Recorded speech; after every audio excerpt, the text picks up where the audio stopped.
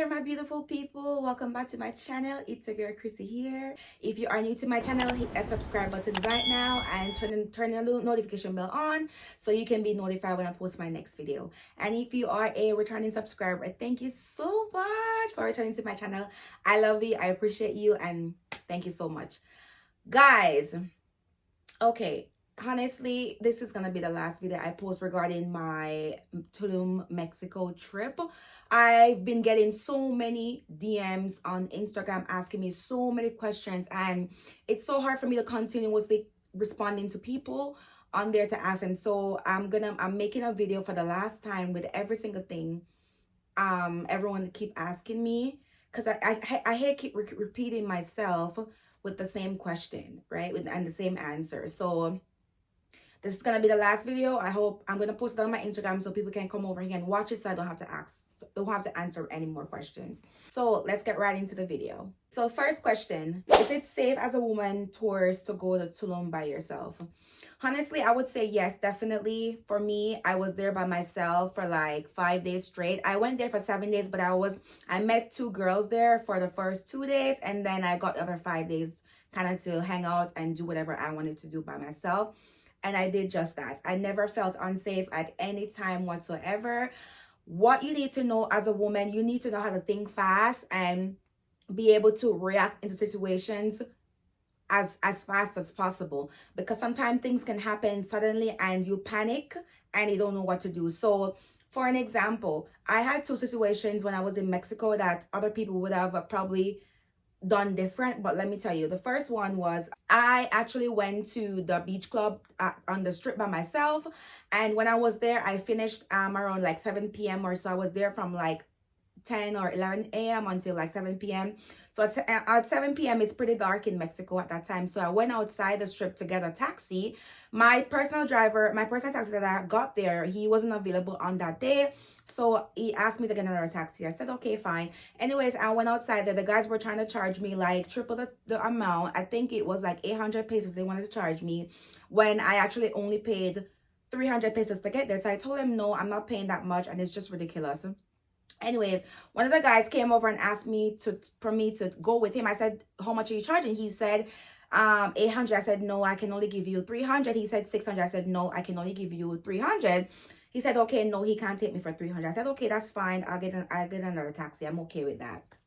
Anyways, I was still there for the next 15 minutes thereabout. And this guy, the same guy came back, the same taxi driver came back. He brought another guy with him. That guy that he brought was driving a big old bus. So he's going to tell me that I should go with that taxi driver. He can take me for the 300 pesos. And I was like, absolutely not. I'm okay. I'll find somebody else. Why I said no, guys, that just looks so suspicious to me, because why didn't you want to take me for the 300 pesos, but you wanted somebody else? And the worst part of it is the guy was driving a big old giant bus. Why do you want me as an only person to go into a bus with a big old bus with a guy by myself? Are you crazy? So I find that suspicious to me. The first thing that came to my mind was that these guys were trying to kidnap me. That might not be the case, guys, but I think fast, and that's what I thought. So I told myself that no, I'm not gonna go. So I turned it down. I said, no, I'm not gonna go. So he was adamant that I should go with the guy. I said, no, leave me alone. I'm not gonna go. I'll find somebody else. So anyways, they left me alone, and I found another taxi driver that was there for a bit. Hold on. Sorry, guys. Somebody was at my door. Anyways, I was saying that I found another taxi driver that took me, and he only charged me 500 pesos. I was fine with that.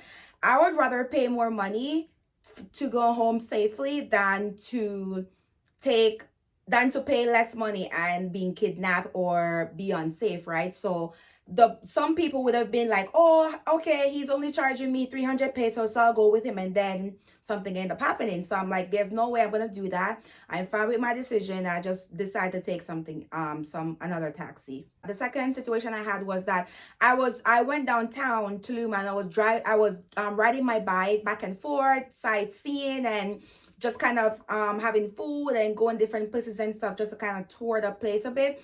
And when I was coming back home, somebody almost hit me off my bike.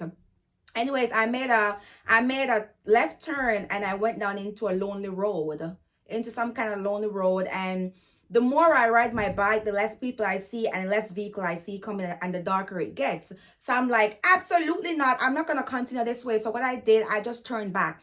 And the thing is, on my GPS, it was like 5 minutes to get to my destination. But when I took the shorter route, it says 3 minutes. But the road was lonely. And there was nobody. I was like, no, I can't do this. I literally turned back and took the regular route out. The point is, some people would have been like, oh, it's short away, so what's the worst that could happen? Guys, there's so many things that could happen in less than a minute, in a few seconds, right? So my gut told me to turn back, and that's exactly what I did. When you go out as a woman by yourself or in groups or whatever, you gotta trust your gut. Your gut is something that will never let you down. Trust it and just work with it, and that's what I did, and I'm safe. Second question, guys. I answered this question already in my previous video. They asked me how did I get around in Tulum. I told you guys earlier that for the first 4 days I took taxi back and forth, and it finished my money. I paid over $600 Canadian just for the 4 days I was there, for the first 4 days. And then for the next two days, I actually drove a scooter by myself there. That was my first time driving a scooter. I was adamant that I needed to learn to drive the scooter, so that's what I did. I learned, and I took the scooter for 2 days. And then the last day I took taxi for that day, because I just couldn't go back and forth with like lots of things. I'm like, it's just what it is. So taxi and scooter, and also I ride my bicycle to like just go sightseeing and stuff like that. So that's how I got around when I was there. Third question, I answered it too in a video previously before, guys. They asked me why did I choose to rent a scooter over a taxi. I told you guys earlier, it's just too much to go back and forth. It was my first time in Mexico. I wasn't sure what I wanted to do when I was there, and my brother-in-law told me that not to get a vehicle yet until I know what the roads are like there and stuff like that. So, and I decided to just go there and just follow my gut and be like, okay, let me just go there and see.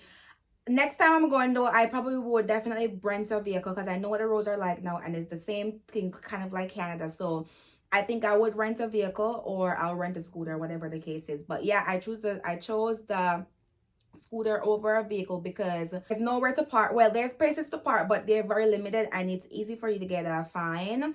And especially when you're going down by the strip, there's not many places there for you to park for free. And if you're not careful, you definitely get a fine from the police or whoever is down there that's monitoring the parkings and stuff. So that's my reason. Next question, guys. They said, why didn't I choose an all-inclusive resort over a hostel? My number one reason, guys, is that I did not want to go into an all-inclusive, because when you're in an all-inclusive, you're very limited to what you want to do and what you want to eat. I feel like all-inclusive, I would have paid a bit more for all-inclusive, and I felt like it just didn't make any sense. I could have put that money towards activities there, or food, or something. And all-inclusive, not lots of the hotels food tastes good. So I'm like, I don't want that, right? I kind of want to have try variety of food and choices and stuff. So I'm like, it just makes more sense for me to just stay in a hostel that don't offer food. Well, they do offer, but you have to like buy it separate. Kind of have to like buy it separate, and I didn't have a problem with that. I didn't want to have to eat a hotel food my whole time being there. Like when I go out, I want to kind of explore. I want to explore the culture, the food, the environment, the music. I want to explore everything. And me being stuck into a all-inclusive is just pointless to me. I want to explore everything, and that means the food too. And I don't want to be eating I don't want to eat hotel food the whole time being there, because sometimes hotel food don't even taste good. So that's why I personally chose the hostel over the hotel. Next question, did you have an itinerary for your trip? Yes, guys, I did have an itinerary for my trip. I planned out every single thing that I wanted to do there, from the places I wanted to go, to the outfits I wanted to wear, to the excursions I wanted to try. I had everything written down for every single day I was there. I was there for 7 days, and I had everything written down, planned out for 7 days. I didn't get the chance to do everything. I probably did like 95% of the things I wanted to do there. And then the other was just regular things I missed. But that's what I did. And it took me some time to get everything in order to do that. I find that it's just better. I'm more organized that way. Just so when I'm planned with it, I don't waste the day while I'm there, right? Because like if I just wing it and just let it flow and do what I wanted to do on a day, I feel like that's just waste of time, and I wouldn't really know what I wanted to do, right? So, and I just went ahead and just planned it all out before I left, and I feel like it's just the best decision I made, and that was a lot easier for me. Next question, how did you know what kind of outfits you wanted to bring? Personally, me guys, I'm a girl for I'm an Instagram girl. I like to take pictures and videos and stuff. So for me, what I did, all the places, and before I chose my outfits, I wrote down all the places I wanted to go and the activities I wanted to do. And what I did, I went on Instagram and also on Google, and I researched the name of the place and see what the place looks like and what they offer. For an example, y'all can see, I'll show you pictures anywhere up here. I went to Azulik Museum. As you guys can see, in the museum is purely brown as aesthetics, brown. So I feel like what goes well with brown is like beige or orange or red, right? So I chose to bring chose to bring a orange dress with me because I feel like it just makes more sense and it goes well. If I'm supposed, imagine me wearing pink or yellow or like a weird color, it just doesn't look good, right? So that's what I did. I just looked at all the places I wanted to go and things I wanted to do, and just buy the outfits accordingly and see what the colors of the environment is, and then I can decide what color best goes with that activity or place that I wanted to go. Next question, how did you figure out what you wanted to do there? Me, honestly, guys, I'm a research queen. I'm gonna go on Instagram. I'm gonna go on, especially on YouTube. I'm gonna stalk YouTube down. I probably watched over 100 Tulum, Mexico videos before I actually went there. And what I did, I saw a lot of people, a lot of girls and stuff. I saw what they did, and I'm like, okay, I probably want to try that. So I had like a way more activities planned out, but I narrowed it down to be and say, okay, I'm probably gonna try these 5 or these 3 or whatever the case is. So I use YouTube and I use Instagram to see pictures and videos and things that people did, and I decided if that's what I wanted to do or not. YouTube, Instagram, and TikTok I use, and I also use a spreadsheet. I'll put a spreadsheet up here so you guys can see kind of what I did, how I kind of organize it. I organize everything on my spreadsheet, from the cost of everything, the outfit I wanted to wear, the activity I wanted to do, the place I wanted to go. Everything was well put together and organized, and I think I called it my Mexico itinerary or something, but I created it before I left because I wanted everything to go according to plan. Next question is how was the food prices? Honestly, guys, I'm not gonna lie, on Tulum Strip, the prices are expensive.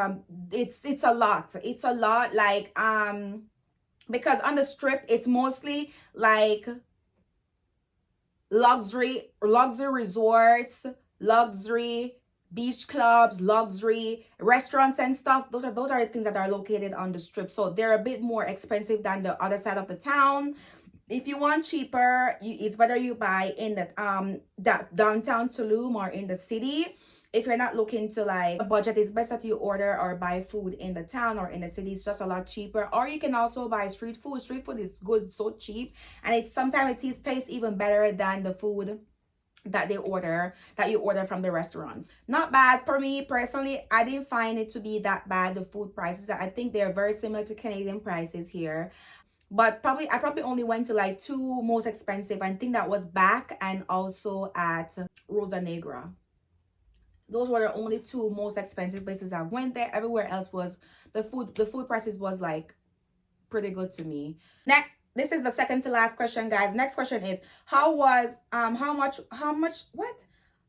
was for this question is so weird. I think they're asking how much was each of the restaurants that I went to. I think the first hostel I went to at Amakat, I think I paid $330 Canadian dollar for the first hostel, and that was for 3 nights, and then I paid $214 Canadian for my second hostel, and that was for 3 nights as well. So I did 7 days and 3 nights there.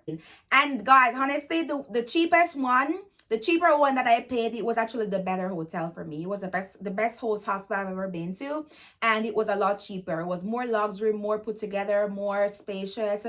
It's just more jungle vibe. Food was top notch. It was amazing. And the last but not least, guys, the last question was, how much was the cost of your entire trip?